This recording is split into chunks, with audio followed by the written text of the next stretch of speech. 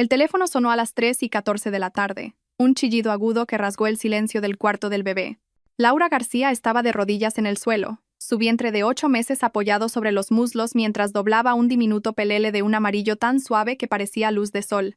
Sonrió, imaginando la carita de su hijo dentro de él. Entonces, el teléfono volvió a sonar. Se levantó con dificultad, la mano plana en la parte baja de la espalda, y respondió en altavoz sin mirar el número.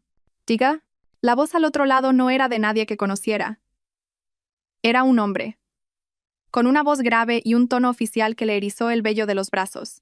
«¿Señora García? ¿Laura García?» «Sí, soy yo. Le llamamos de la Guardia Civil de Tráfico. Su marido, Miguel Sánchez, ha sufrido un accidente de coche en la A6, dirección a Coruña. El aire se congeló en sus pulmones. El pelele amarillo se le resbaló de las manos y cayó al suelo. ¿Un accidente? ¿Él está bien?» La pausa al otro lado de la línea duró una eternidad. «Está vivo, señora. Ha sido trasladado al Hospital Universitario La Paz, pero no estaba solo». La última frase quedó suspendida en el aire, cargada con un peso que no pudo descifrar de inmediato. No estaba solo. Claro que no. Seguramente estaría con un cliente, quizás cerrando un trato importante. Miguel era director de ventas en un concesionario de coches de lujo. Vivía para su trabajo. «¿Con quién estaba?», preguntó, su voz ya un hilo. «No tenemos esa información en el atestado, señora. Solo que la pasajera también ha sido ingresada. Necesita venir al hospital de inmediato». El agente colgó. Laura se quedó allí, teléfono en mano, la mirada fija en el pelele caído. No estaba solo. La frase resonaba, adquiriendo un contorno nuevo, más oscuro, más afilado. Un temblor comenzó en sus manos y le recorrió las piernas. Se apoyó en la cómoda, con la respiración entrecortada, jadeante. No era un cliente. Lo sintió. Era algo distinto. Sin pensar, cogió el bolso, las llaves del coche y salió del apartamento, cerrando la puerta sin echar la llave. En el ascensor, el espejo le devolvió la imagen de una mujer que apenas reconoció. El rostro pálido, los ojos desorbitados, el enorme vientre de embarazada que parecía un frágil escudo contra lo que le esperaba. Las lágrimas llegaron sin previo aviso, silenciosas, calientes, mientras conducía por las calles lluviosas y exclusivas de Madrid.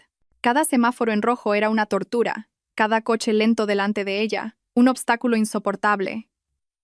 La frase de la gente no la abandonaba, martilleando junto al pulso de sus sienes. No estaba solo. El Hospital La Paz era un caos de pitidos, batas blancas y voces apresuradas. El olor a desinfectante invadió sus fosas nasales, provocándole una náusea instantánea. Se acercó al mostrador de recepción, con el corazón golpeándole salvajemente las costillas. «Mi marido, Miguel Sánchez, ha tenido un accidente». La recepcionista, una mujer de mirada cansada, tecleó el nombre en el ordenador sin prisa. «Está en urgencias. Ala B. Hable con la enfermera jefa en el mostrador al final del pasillo». Laura le dio las gracias con un gesto y caminó, sintiendo las miradas compasivas de la gente en los pasillos. La mujer embarazada, la esposa desesperada. Cada paso era pesado. El pasillo parecía interminable. En el mostrador del ala B esperaba una enfermera mayor con expresión severa. «¿Laura García?» «Sí». «Su marido está estable. Tiene una fractura en el brazo izquierdo y algunas contusiones, pero está consciente. El médico hablará con usted en breve». Un alivio tan intenso recorrió su cuerpo que las piernas le flaquearon. Vivo, consciente. Se agarró al mostrador para no caer. ¿Y la otra persona? ¿La que iba con él? La enfermera la miró un segundo. Un destello de lo que parecía compasión en sus ojos. «¿Su acompañante está en el box de al lado? ¿Heridas leves?» La palabra acompañante sonaba extraña, demasiado íntima. La enfermera le tendió una tablilla con un formulario de ingreso. «Necesito que firme aquí, por favor».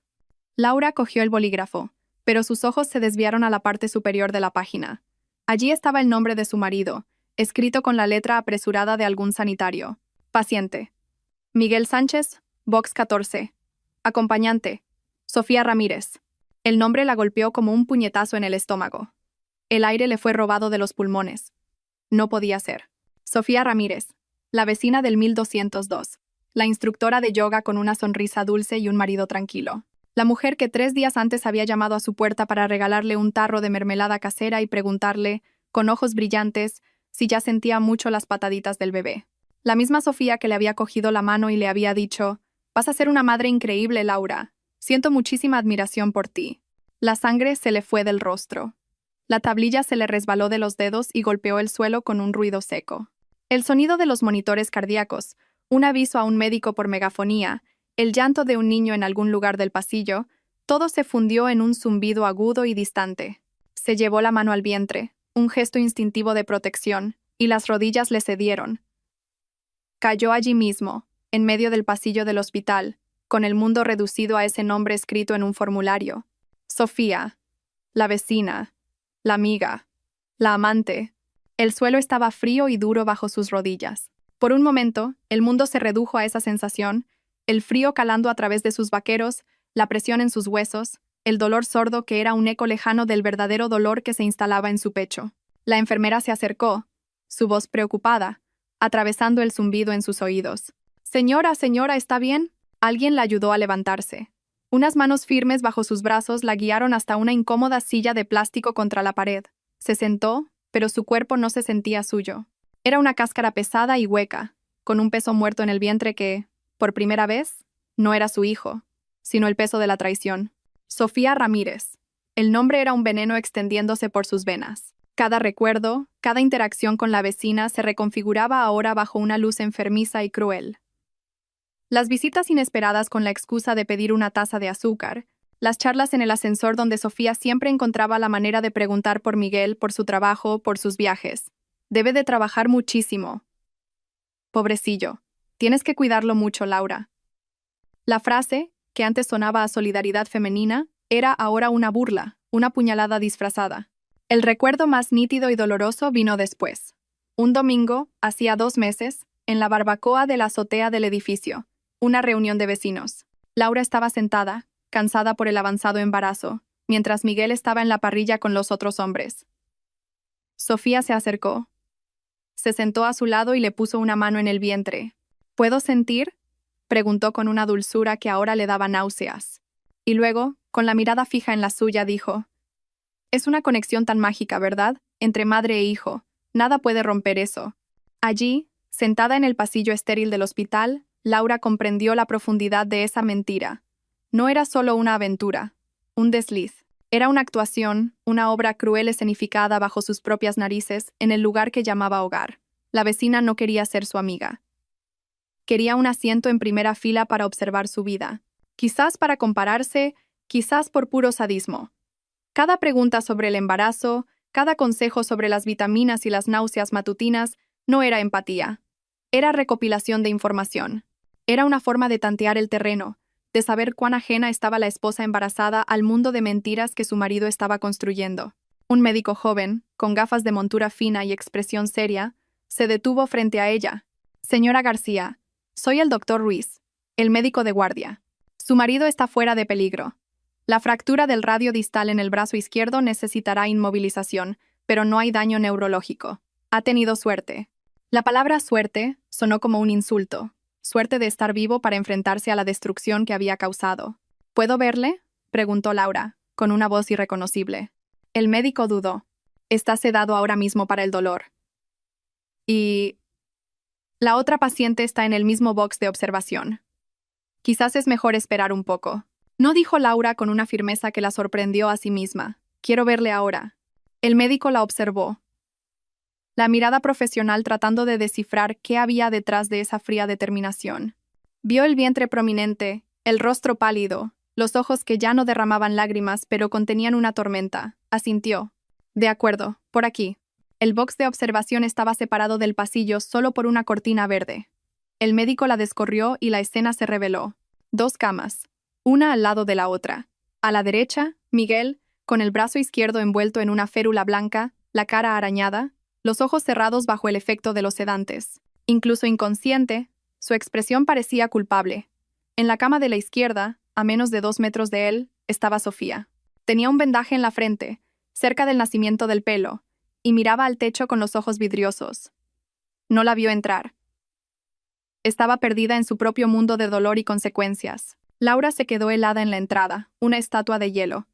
El aire se volvió denso, pesado, difícil de respirar. Allí estaban, juntos, la prueba viviente, lado a lado, de la mentira que definía su vida. El hombre con el que compartía cama, sueños, el futuro hijo, y la mujer que le ofrecía mermelada casera y consejos maternales. La intimidad de esa escena era más devastadora que cualquier confesión. No eran solo amantes, compartían un accidente, una cama de hospital, un destino. Eran una unidad, y ella era la extraña, la pieza que no encajaba en esa ecuación de traición. Fue entonces cuando Sofía giró lentamente la cabeza, y sus ojos se encontraron con los de Laura. El reconocimiento fue instantáneo, seguido de una oleada de pánico que desfiguró sus facciones. Los labios de Sofía se entreabrieron, pero no salió ningún sonido. Era un pez fuera del agua, boqueando por el aire que la verdad le había robado. El miedo en su rostro era feo, desprovisto de cualquier dignidad.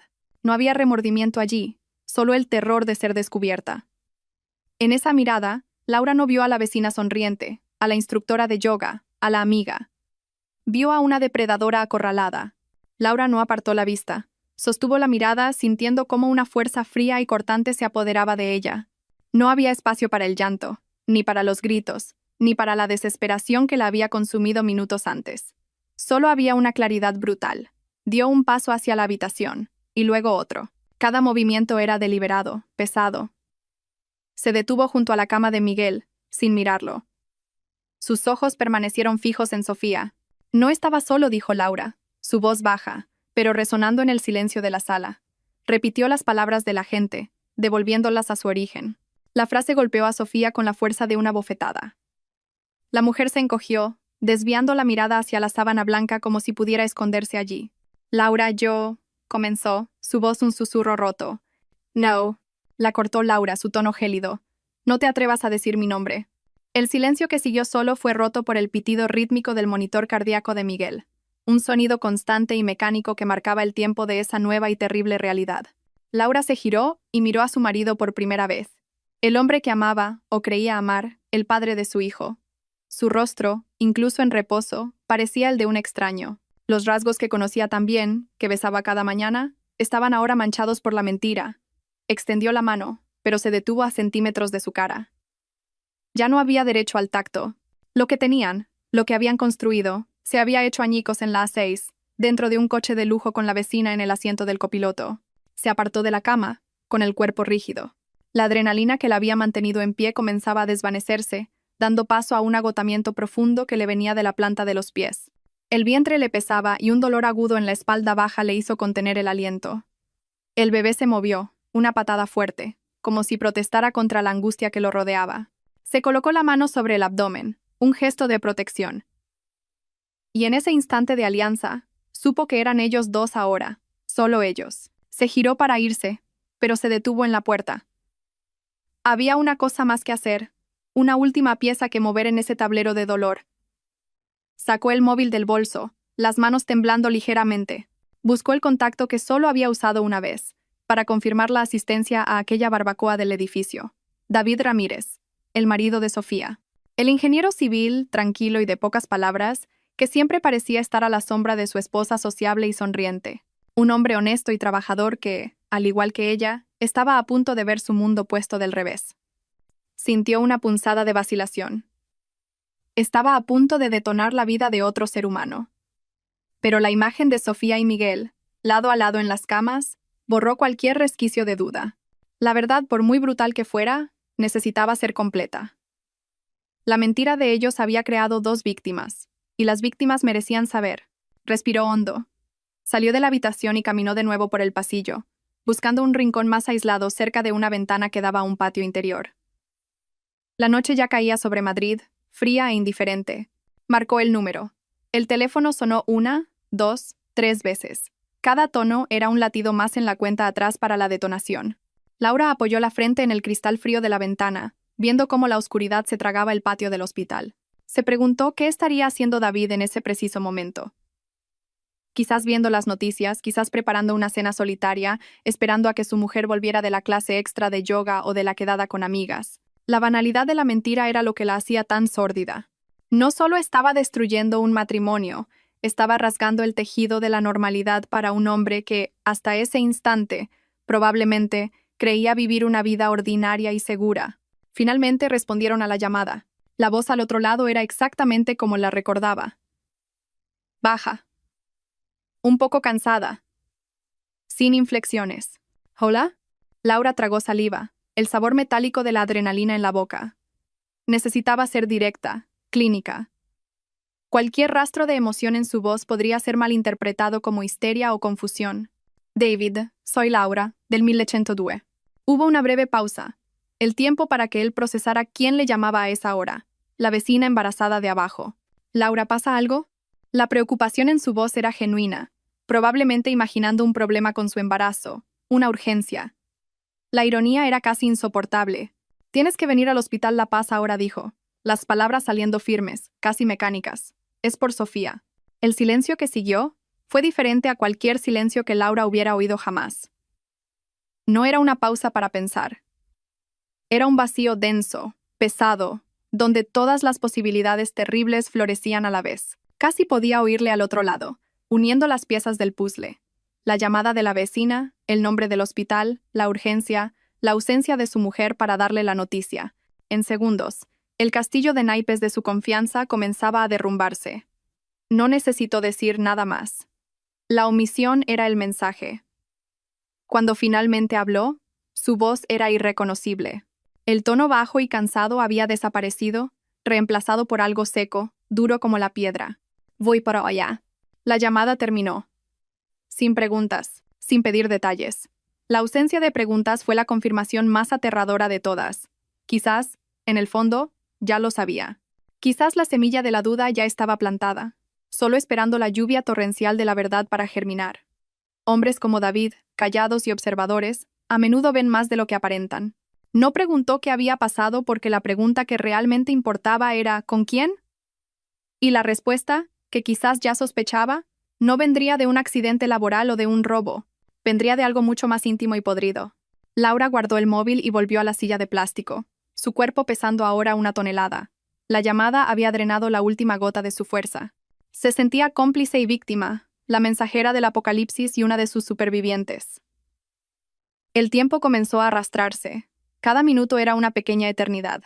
Observaba el movimiento en el pasillo, enfermeras corriendo, familias llorando, médicos con expresiones impenetrables, un microcosmos de dolor y alivio. Y ella estaba allí, en el epicentro de su propio drama privado, esperando a que comenzara el siguiente acto. Pensó en su hijo. Su mano volvió instintivamente al vientre, un puerto seguro en medio del naufragio. Volvió a dar una patada, más suave esta vez, como si sintiera su agotamiento. En ese momento, una decisión se formó en su mente, clara e inquebrantable. Ese niño no crecería en un hogar construido sobre los escombros de una mentira. No tendría un padre cuya integridad era una farsa, y una madre que se empequeñeciera para encajar en un matrimonio roto. Esa patada no era solo un movimiento fetal. Era un recordatorio de que había una vida dependiendo de su fuerza, de su coraje. El dolor de la traición era inmenso, pero el amor por ese ser que aún no conocía era mayor, y sería ese amor el que la guiaría fuera de allí. 25 minutos después, lo vio. David Ramírez apareció al final del pasillo, caminando con una urgencia contenida. No parecía desesperado, pero había una rigidez en sus hombros y una intensidad en su paso que delataban la tormenta interior. Sus ojos escanearon la zona y la encontraron. Se acercó, su rostro una máscara impenetrable. De cerca pudo verlo. Sus ojos, normalmente tranquilos, estaban oscuros, y una pequeña vena le latía en la sien. No necesitaba explicaciones. Su mirada ya decía que algo fundamental dentro de él se había hecho añicos. ¿Dónde está?, preguntó. Su voz un susurro ronco. Laura solo se levantó y asintió hacia la cortina verde. No hicieron falta palabras. Eran ahora aliados improbables, unidos por la misma traición, caminando juntos hacia el epicentro del desastre. Sintió una extraña y sombría camaradería con ese hombre al que apenas conocía. Ambos habían sido engañados por las dos personas que deberían haber protegido sus corazones. Lo siguió, deteniéndose un paso por detrás mientras él descorría la cortina. La escena era la misma. Miguel, todavía sedado, un monumento a su propia debilidad, y Sofía, que ahora estaba sentada en la cama, con las piernas colgando por un lado como si fuera a levantarse. Miró hacia la entrada, esperando ver a Laura de nuevo, pero su rostro se descompuso cuando vio a David allí de pie, su expresión una sentencia. El aire en la habitación se enrareció. El pitido del monitor de Miguel parecía burlarse de la escena, un metrónomo indiferente para el final de 2 matrimonios. Sofía se llevó la mano a la boca, un sollozo seco escapando de sus labios. El pánico en sus ojos era total. Miró de David a Laura, de pie justo detrás de él, y la comprensión de la alianza entre los dos traicionados la golpeó con toda su fuerza. No había dónde huir. David dio un paso adelante, su cuerpo tenso como un cable de acero. Miró a su mujer, luego al hombre dormido en la cama de al lado, y la conexión entre los dos hechos se solidificó ante sus ojos. La incredulidad en su rostro era dolorosa de ver. «Sofía, ¿qué es esto?», preguntó, su voz rompiéndose por primera vez. No era una pregunta sobre el accidente, era sobre todo. Sobre ellos dos, allí, juntos, en una habitación de hospital. Sobre las noches que llegaba tarde. Las llamadas misteriosas. La sutil distancia que se había instalado entre ellos. Sofía empezó a llorar. Un llanto desesperado, feo, de alguien atrapado sin más excusas. Fue un error, David. Un error, tartamudeó entre sollozos. Las palabras clichés sonando huecas y patéticas. No es lo que piensas. Pero era exactamente lo que él pensaba. Su negación era un insulto a su inteligencia. David no respondió. Solo siguió mirándola, su silencio más acusador que cualquier grito. Sus ojos se desviaron entonces, posándose en Laura. Había una pregunta silenciosa en su mirada, una búsqueda de confirmación. Laura solo le sostuvo la mirada, un asentimiento casi imperceptible. Sí, es exactamente esto. Los dos.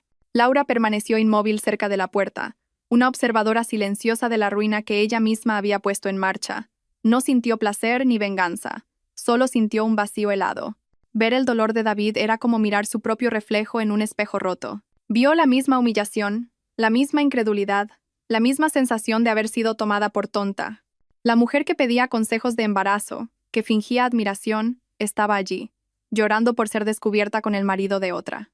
Y entonces, un detalle sutil en el que no había reparado antes, saltó a su vista. La forma en que Sofía estaba sentada, la manera en que sus manos reposaban instintivamente sobre su propio abdomen. Una sospecha terrible, improbable, comenzó a formarse en la mente de Laura.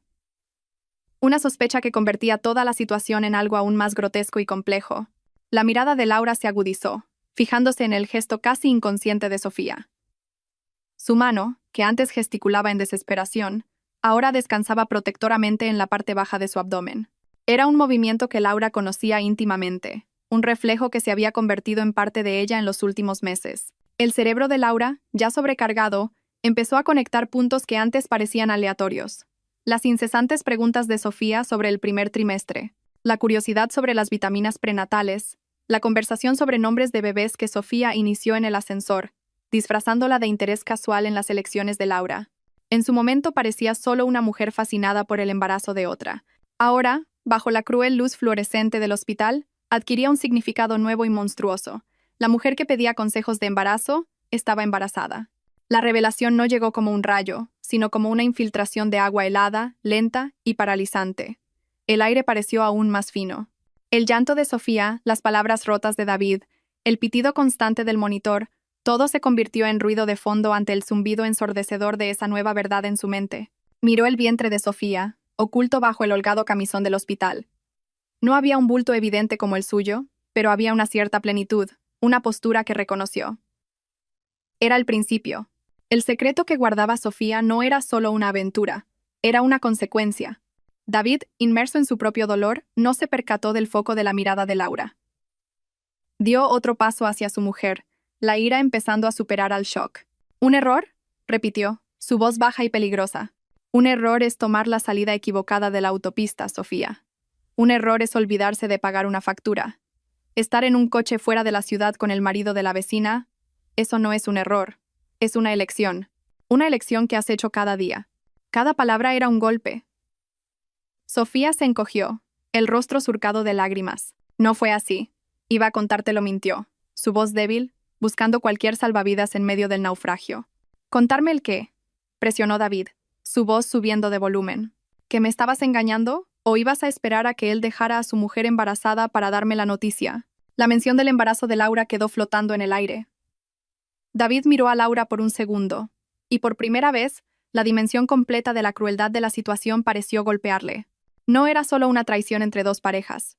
Era una traición contra una mujer en su momento más vulnerable. Su expresión se endureció aún más. El desprecio reemplazando a la ira. Fue en ese momento cuando Miguel empezó a moverse en la cama de al lado. El sedante estaba perdiendo efecto. Gimió, Un sonido bajo y gutural, y sus ojos se abrieron lentamente, parpadeando para ajustarse a la luz. Su primera visión fue el techo blanco. La segunda, cuando giró la cabeza, fue su mundo desmoronándose.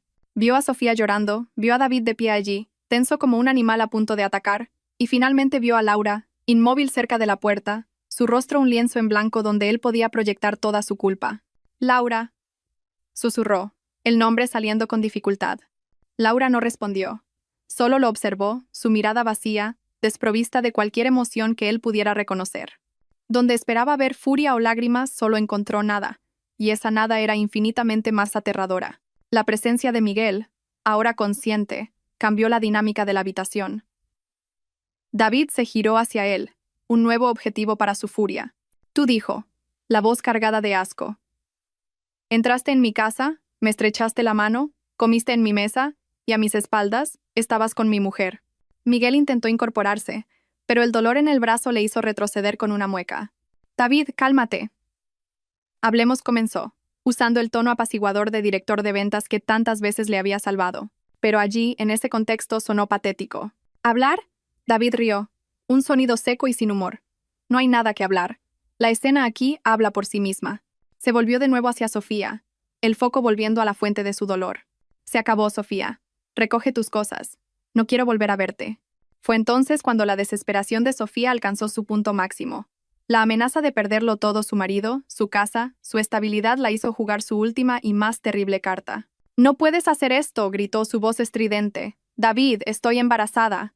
El silencio que cayó sobre la habitación fue absoluto, tan profundo que el pitido del monitor pareció gritar. David se quedó helado, su cabeza girando lentamente hacia ella, la expresión de incredulidad total. Miguel, en la otra cama, abrió los ojos como platos, el shock estampado en su rostro. Él tampoco lo sabía. Esa era una parte del secreto que Sofía había guardado solo para ella. Laura cerró los ojos por un instante. Así que era verdad. La sospecha se había confirmado de la manera más brutal posible. Sintió que el suelo desaparecía bajo sus pies, pero su cuerpo no se movió. La adrenalina volvió con toda su fuerza, una oleada de energía fría que la mantuvo en pie, observando el acto final de esa tragedia. David miró el vientre de Sofía, luego de nuevo su rostro. Su mente trabajaba furiosamente, tratando de procesar la información, tratando de encajarla en la línea de tiempo de la traición. «¿Embarazada?», repitió. La palabra extraña en su boca. Un destello de algo que podría haber sido alegría en otras circunstancias brilló en sus ojos, pero fue inmediatamente extinguido por la duda venenosa. Miró a Miguel, luego de nuevo a Sofía. La pregunta no necesitó ser formulada. Estaba estampada en cada músculo tenso de su cara. «Es tuyo, David».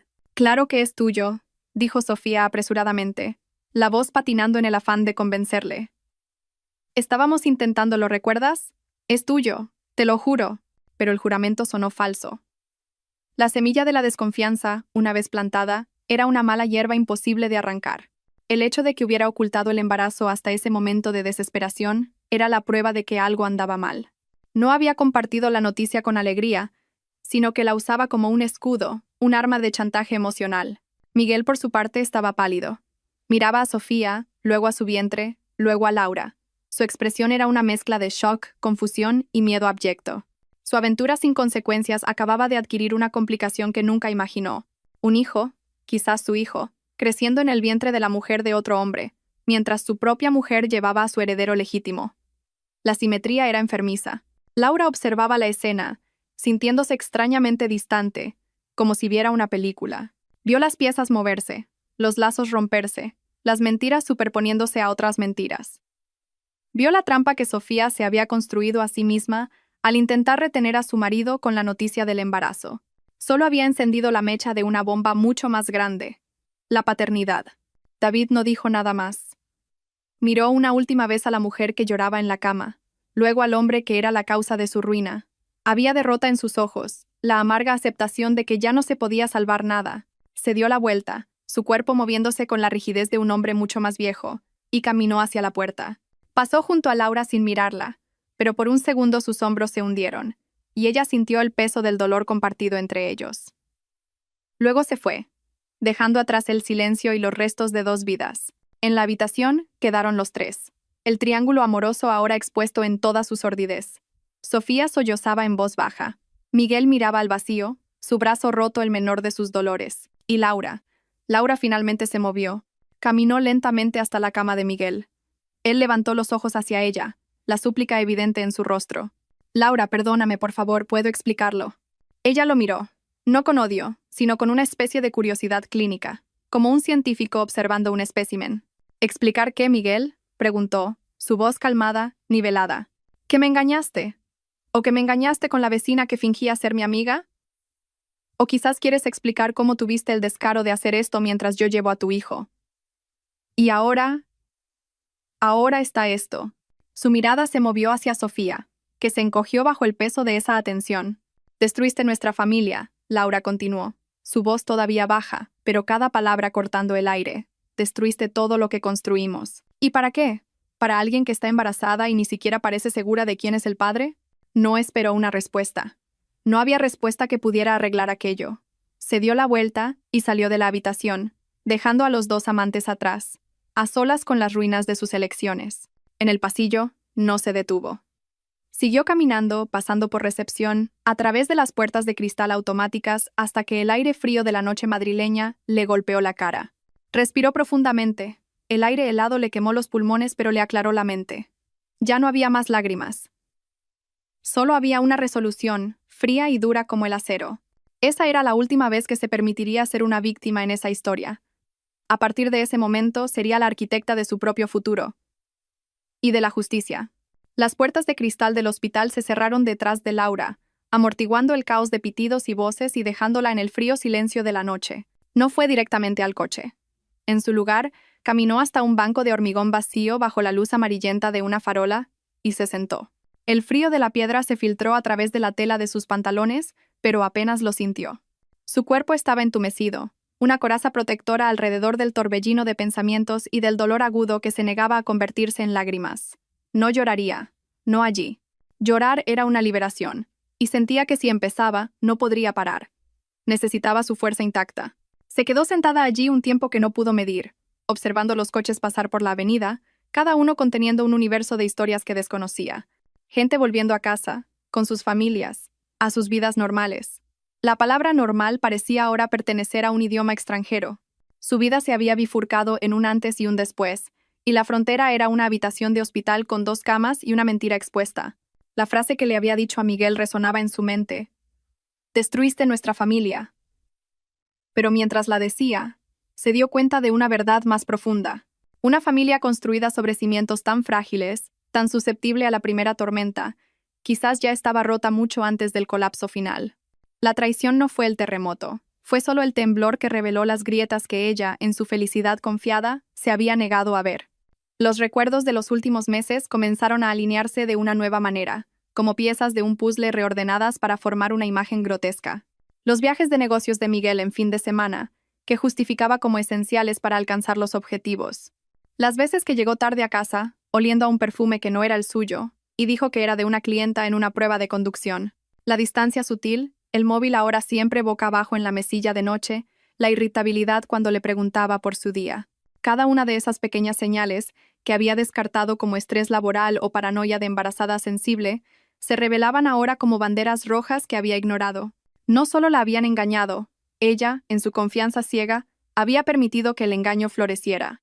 La puerta del hospital se abrió de nuevo, y una enfermera que reconoció del pasillo se acercó con cautela. «Señora García, ¿está bien?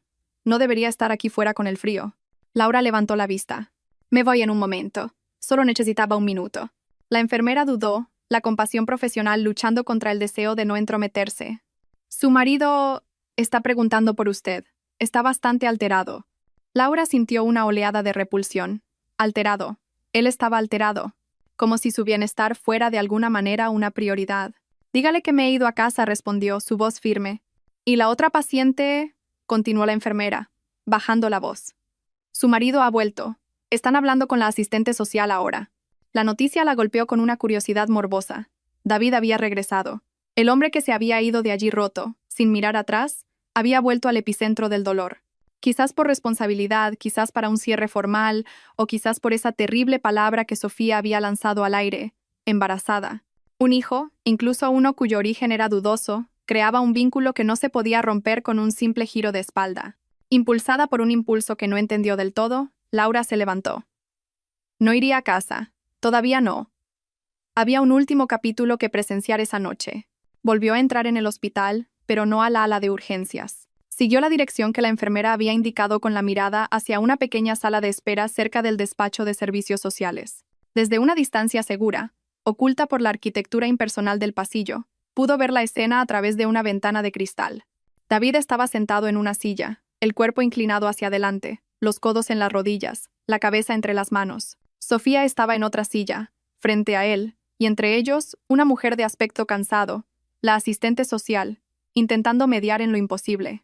La voz de Sofía era un murmullo suplicante, inaudible a través del cristal. Gesticulaba, lloraba, señalaba su propio vientre.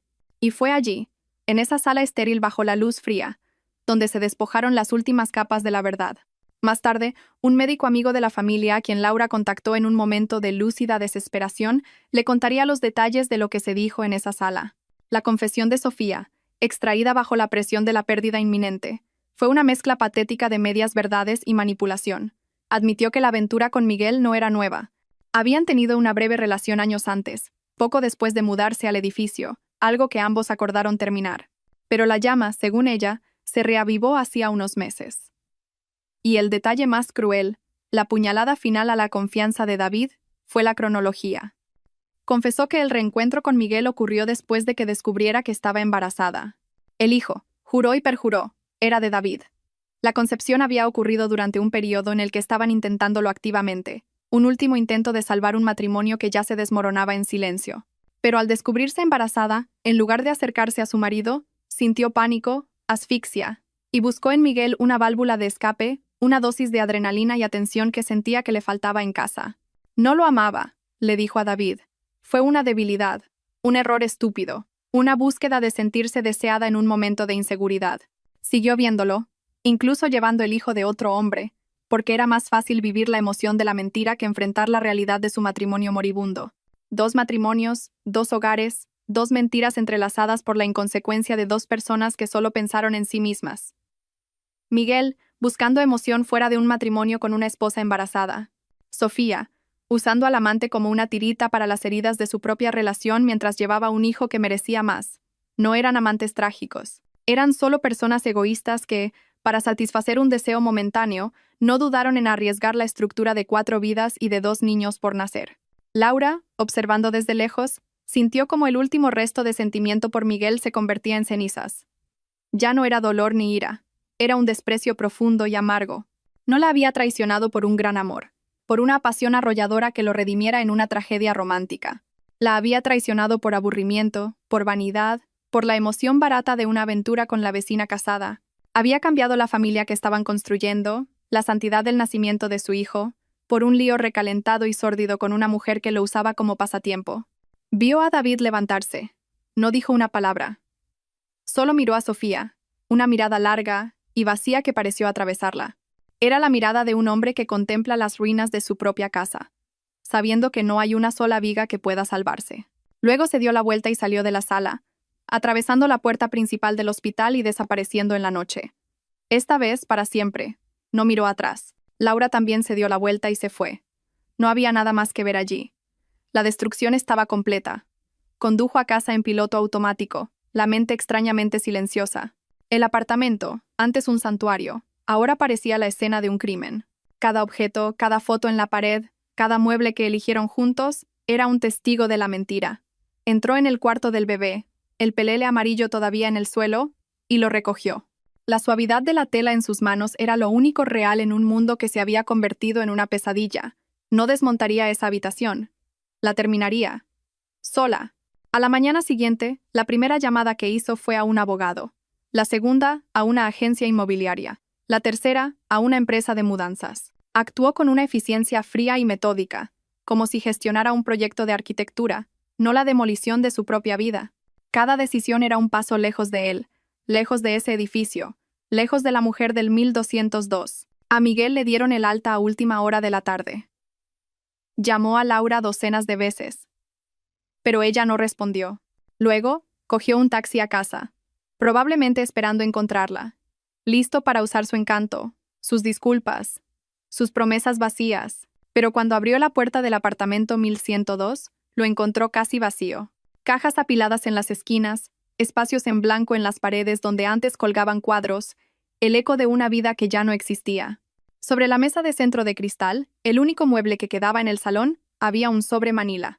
Su nombre, Miguel, estaba escrito con la elegante caligrafía de Laura. Con manos temblorosas, su brazo bueno luchando contra el cabestrillo que inmovilizaba al otro, lo abrió. Dentro, no había ninguna carta de odio o de dolor. Solo había 3 cosas. La primera era una copia del atestado del accidente, que el abogado de Laura ya había conseguido, donde se destacaba la causa, exceso de velocidad sobre pavimento mojado. La segunda era una copia de la última ecografía de su hijo, la imagen en blanco y negro de un perfil perfecto, una vida latiendo ajena a la sordidez de su padre. Y la tercera era una pequeña nota con una sola frase. Mientras tú mentías, yo aprendí a vivir. No había firma. No era necesaria. Miguel se quedó de pie en medio de la habitación vacía, mirando esos 3 trozos de papel, la prueba de su imprudencia, la imagen de su pérdida y la declaración de independencia de ella. No tuvo el valor de tocar la ecografía. Solo se hundió en el suelo, en medio del vacío, y el peso de todo lo que había perdido finalmente lo aplastó. El divorcio fue un proceso rápido y brutalmente eficiente. Laura instruyó a su abogado para que no negociara, solo ejecutara. No quería nada más que lo que le correspondía por derecho y su libertad. Mientras los papeles avanzaban, se instaló en un apartamento alquilado en una zona tranquila de la ciudad, un barrio con calles arboladas y aire de empezar de nuevo. El espacio era más pequeño, más simple, pero cada centímetro cuadrado era suyo. No había recuerdos de Miguel impregnados en las paredes, ni el riesgo de cruzarse con Sofía en el ascensor. Era territorio neutral, un lienzo en blanco. Con una calma que la sorprendió, comenzó a montar el cuarto del bebé. Pintó las paredes de un gris suave. Montó la cuna con sus propias manos, siguiendo el manual de instrucciones con una concentración casi meditativa. Cada tornillo apretado, cada pieza encajada, era un acto de construcción. Una afirmación de su capacidad para crear y sostener una vida sola. No sentía la ausencia de Miguel. De hecho, la soledad era productiva, silenciosa, permitiéndole conectar con una fuerza que no sabía que poseía. La habitación estuvo lista en una semana. Un nido de paz y promesas construido no sobre los restos de una familia, sino sobre los cimientos sólidos de una mujer redescubriéndose a sí misma. Las noticias de los otros llegaron en fragmentos, a través de conocidos comunes y de la inevitable red de cotilleos del antiguo edificio. A Sofía le dieron el alta 2 días después que a Miguel. David, fiel a su palabra, no estaba allí para recogerla.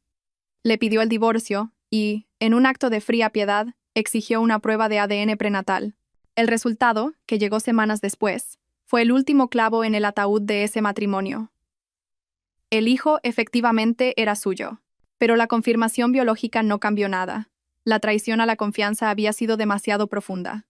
David accedió a cumplir con todas sus obligaciones como padre, pero dejó claro que el matrimonio estaba muerto y enterrado. Sofía, ahora una paria en el edificio y abandonada por su amante, enfrentaría la maternidad en una soledad que ella misma había construido. Miguel, por su parte, se hundió. El apartamento vacío se convirtió en su prisión. La ausencia de Laura y de la vida que tenían era un fantasma que lo acosaba en cada habitación silenciosa. Intentó llamar, enviar mensajes, suplicar una segunda oportunidad, pero Laura había bloqueado su número. La única comunicación que recibía era a través de los abogados. Perdió la concentración en el trabajo. El brillo del vendedor estrella se apagó, y el director de ventas de coches de lujo se convirtió en la sombra de sí mismo, vendiendo ahora solo la imagen de un hombre que lo había perdido todo. 3 semanas después del accidente, un sábado por la mañana soleado, sonó el timbre del nuevo apartamento de Laura. Su corazón dio un vuelco, un remanente del antiguo miedo a que fuera Miguel. Pero cuando miró por la mirilla, vio una figura inesperada.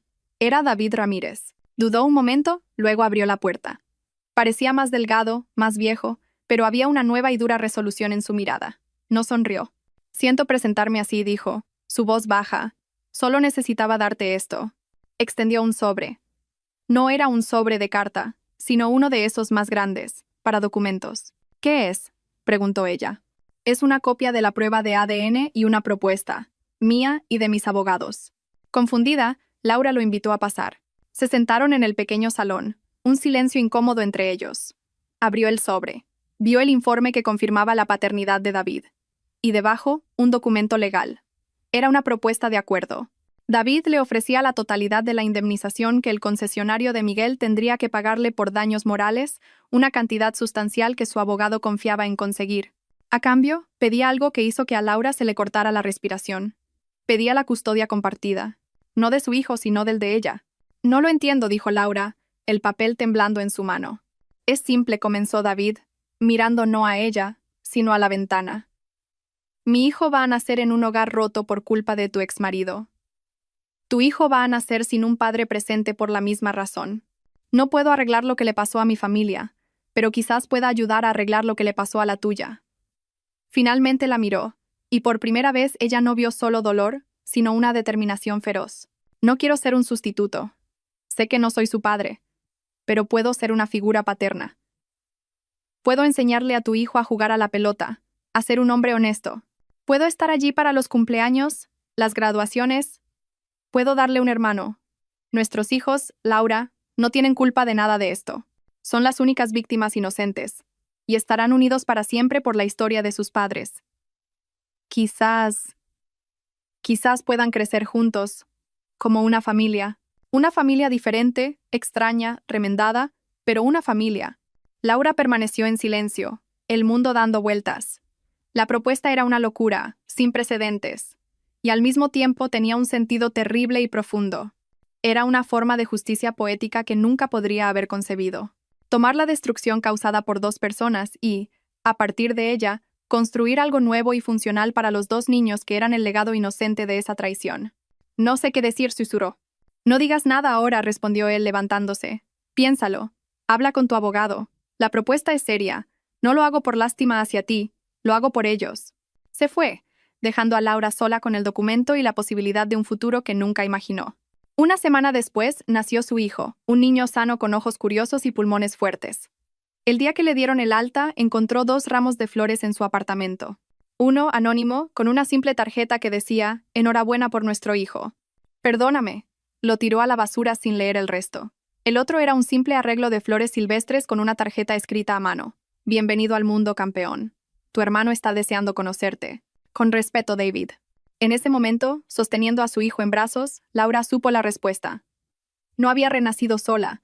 Había renacido junto a un aliado improbable en la construcción de algo que nadie podría prever. Su venganza no sería ver sufrir a Miguel. Su venganza sería vivir. Sería construir una familia tan feliz, tan inesperada y tan completa, que la existencia de la persona que la rompió se volviera, finalmente, irrelevante. ¿Y a ti? ¿Qué te pareció? En una escala del 0 al 10, ¿qué nota le darías? Deja tus comentarios diciendo desde qué ciudad nos estás viendo y suscríbete para seguir nuestras próximas historias. Muchas gracias por la compañía y hasta la próxima.